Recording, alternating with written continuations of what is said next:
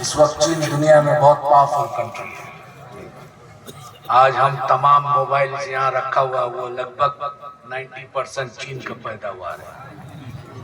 میرا چچا نقشبندی سلسلہ کے بہت بڑے مشائخ تھے، 12 سے 12.5 لاکھ مرید تھا۔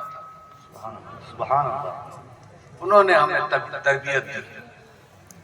میرا تعلقات ہندوستان سے اس لیے ہے کہ میرے والد صاحب ہندوستان آئے، میرا ماں ہندوستان کے ہے۔ میری تعلیم چائنا میں ہوئی۔ جب تمام تعلیم ختم ہو گیا، گریجویشن ہو گیا چائنیز زبان میں، تو میرا والد صاحب کہے کہ کیا بننا چاہتے ہو؟ Doctor, engineer? تو ہم نے کہا کہ ہمارے آب و اجداد کیا تھا، ہم اپنے دادا کے بارے میں زیادہ جانکاری نہیں کرتے۔ بولے ہم سب نقشبندی سلسلہ کے تھے۔ ہمارے والد صاحب یعنی کہ میرا دادا شاہ کمال الدین نقشبندی رحمۃ اللہ علیہ، میرا والد صاحب کہے کہ وہ دین کا خدمت کیا، اس کا والد صاحب دین کا خدمت کیا۔ تو ہم نے کہا کہ جب اس خاندان سے ہم بلونگ کرتے ہیں تو پھر ہمیں دنیاوی تعلیم کیوں چاہیے؟ دینی تعلیم کسی مدرسہ میں دینا چاہیے تھا۔ تو بولا کہ آقا علیہ السلام کا ایک مشہور واقعات ہے، حدیث نہیں ہے، کہ علم سیکھنا کے لیے اگر چین جانا پڑے، بس اس وجہ سے ہمارا تعلقات چین سے ہے، اور یہ آقا علیہ السلام کے زمانے میں بہت مشہور تھا، اس لیے ہم نے چین بھیج دیا تمہیں۔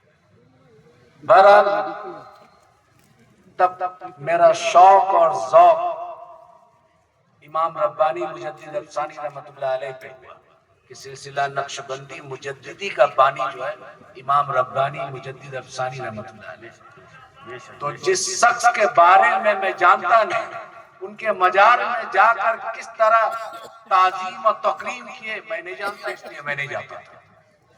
پہلے شخص کے بارے میں جان لوں، پھر اس کے بعد تو میں اسٹڈی کرنے لگا، اردو پڑھنے لگا، پھر بہت جلدی پڑھا، کیونکہ جب شوق ہوتا ہے کسی لینگویج کو سیکھنے کے لیے تب اللہ تعالیٰ بھی مدد کرتا ہے۔ وہ دین کا معاملات تھا، تصوف کا معاملات تھا، تو بہت جلدی یہ مرحلہ ختم ہوا۔ پھر بہت سارے عرب ممالک میں گیا دیکھنے کے لیے، مصر، سودان، ایتھوپیا، جتنا عرب ملک ہے۔ پھر اس کے بعد سینٹرل ایشیا کیا، جتنا 1991 میں ازبیکستان، کرگستان، سوویت یونین ٹوٹنے کے بعد اس حصہ میں مسلمان حنفی جاتے ہیں، اب تو ترکی تک۔ اس کے بعد جب دینی تعلیم پورا مکمل ہو گئی، اب ذوق اور شوق ہوا تصوف کیا ہے۔ اور تصوف سیکھنے کے لیے سب سے پہلے آپ کو 2 چیز چاہیے۔ ایک آپ کو کامل مشائخ، جس کو ہم پیر صاحب کہتے ہیں۔ آج یہاں ایک بہت بڑے پیر محبوب علی شاہ رحمۃ اللہ علیہ یہاں آج ہم لوگ کو حاضری کا نصیب ہوا۔ وہ کون شخص تھے، کیا تھے جو دنیا بھول نہیں پا رہا؟ وہ پوری زندگی تصوف کے بزرگ تھے۔ جب تصوف کے بزرگ سلوک کی راہ میں کمالات حاصل کر لیتے ہیں تو اللہ تعالیٰ ان کو اپنا دوست بنا لیتا ہے اور ولایت کے نعمت سے نواز دیتا ہے۔ تو انہی کے ایک ذوق اور شوق اور ایک روحانی نسبت ہمیں یہاں کھینچی۔ میرا مادری زبان چائنیز ہے۔ اب چین کے بارے میں تھوڑا میں جانکاری دے دوں۔ ہم رسول اللہ صلی اللہ علیہ وسلم کے تعظیم میں جب وہاں جمعہ کا نماز ہوتا ہے تو ہر مسجد ہے، تو جمعہ کے نماز کے بعد صلاۃ و سلام پڑھا جاتا ہے، اور جب صلاۃ و سلام پڑھا جاتا ہے، اگر یہ گاؤں سائٹ میں مسجد ہے تو وہ کسان لوگ کھیتی کرتا ہے، کچھ لوگ گاڑی سے جاتا ہے، تو جب یہ صلاۃ و سلام پڑھا جاتا ہے اور اس کا آواز جہاں تک جاتا ہے اوزار چھوڑ کے کھڑے ہو جاتے ہیں۔ میں ایسا تعظیم دنیا کے کسی بھی مختلف علاقوں میں سفر کر حاصل کیا لیکن دیکھا نہیں۔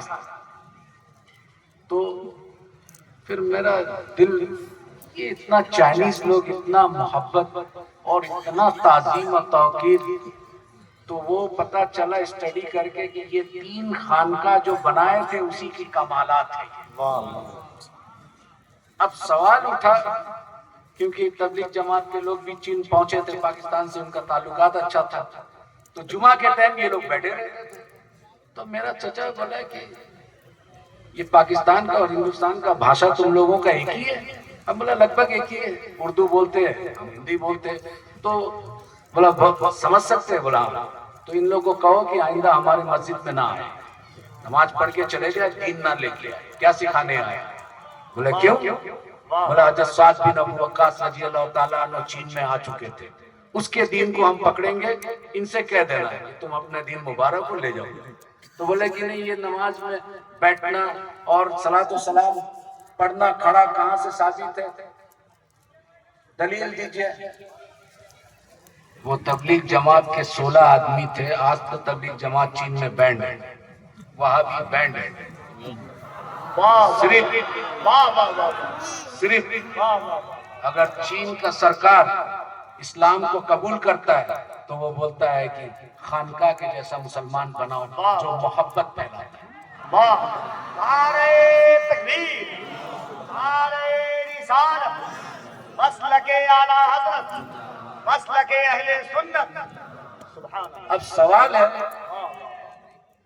عرب میں دیکھتا ہے لوگ، عرب سے اسلام آیا، صحابی عربی تھے، تابعین عربی تھے، تبع تابعین عربی تھے، آقا علیہ السلام عرب میں آئے، تو عرب میں خارجی بھی آیا تھا، رافضی بھی آیا تھا،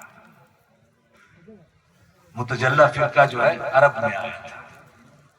یہ تمام شیعہ جو حضرات ہیں، ہمارا کوئی بات نہیں ہے، ہمارا عقائد میں اختلاف ہے، لیکن یہ سب یہاں عرب میں آیا تھا، ہندوستان میں نہیں آیا تھا۔ تو سوال اٹھا، جب اسٹڈی کیا تو یہ لوگ زیادہ جو اہل سنت سے نکلے، مین اسٹریم اہل سنت ہے سواد اعظم، لیکن اس سے جو ساخے نکلا مختلف فرقوں میں بٹا، وہ تمام کے تمام فرقہ قرآن سے دلائل دیتے ہیں۔ اب یہ تبلیغ جماعت کے لوگ بولتے ہیں کہ کھڑا ہو کے ثابت کرو، یہ کرو، وہ کرو۔ تو ہم نے اس کو پوچھا، جواب دیا، دیکھیں میرا چچا یہاں کے یہ ہے اور پیر صاحب ہے اور وہ پسند نہیں کرتے، لہٰذا آپ لوگ یہاں دین پھیلانے نہ آئے۔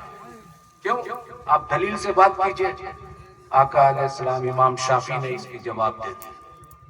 امام شافعی رحمۃ اللہ علیہ فرماتے ہیں کہ ہم بدعتی امتیوں سے حدیث لینا بند کر دیا۔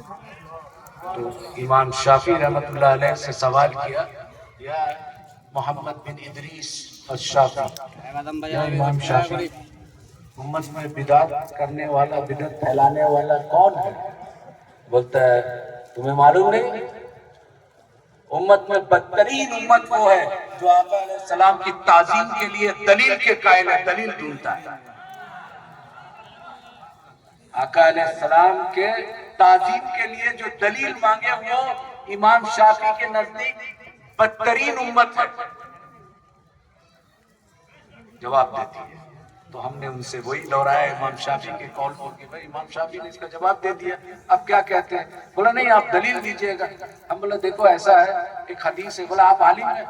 ہم نے کہا کہ نہیں عالم نہیں ہے، ہم اپنے چچا کے ساتھ ہیں، بہت سارا مطالعہ کیا کتاب کے۔ حدیث میں ایک روایت آیا ہے، حضرت بلال حبشی رضی اللہ تعالیٰ عنہ، یہ اس وقت حبش آج کے جو ہے ایتھوپیا کہلاتا ہے، تو ایتھوپیا سے 12-14 آدمی آقا علیہ السلام مسجد